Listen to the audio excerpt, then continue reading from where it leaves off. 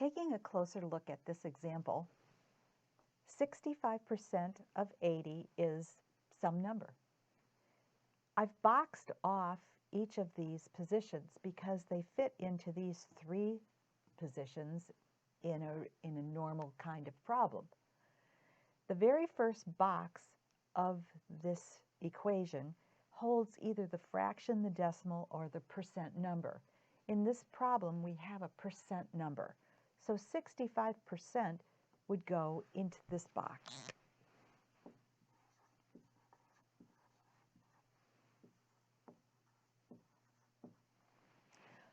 The of the problem shows the multiplication sign, and the number that follows it goes into this box that follows the multiplication sign.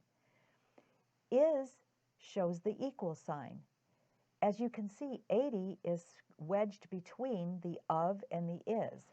The of and the is would be the multiplication sign and the equal sign. So 80 would go in this box. In our actual problem, 65% times 80. The is shows our equal sign, and this is what we don't know. We have to solve for this box. In algebra, we give it a letter. Usually it's, it can be any letter at all. We'll call it x. So now we have our equation set up. The equal sign shows the difference between each side of the equation.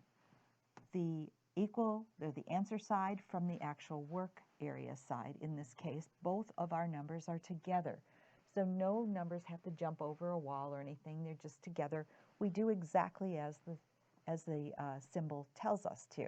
There's no need to reverse anything because we're not jumping to the other side of the equation.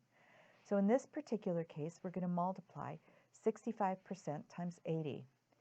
65% cannot be actually multiplied because the percent sign shows a label, if you will. So we're going to be changing this or renaming using one of our other renames, decimal or fraction. The decimal is pretty easy to do. We're going to change the 65 to a decimal number by moving the decimal point. This is a whole number, so it shows after the 5, 2 places to the left. So this would be 0.65 times 80. We renamed. And that would give us, 0 times anything. 0 times anything is 0, so we'll put that down. 8 times 5 is 40. We're carrying 4. 8 times 6, 48, 49, 50, 52. And then because we multiplied by a decimal, we're going to have to place our decimal point 2 places over. So 52 is equal to x, because that's what was going on that side, the x's alone. So we can now say that 65% of 80 is 52.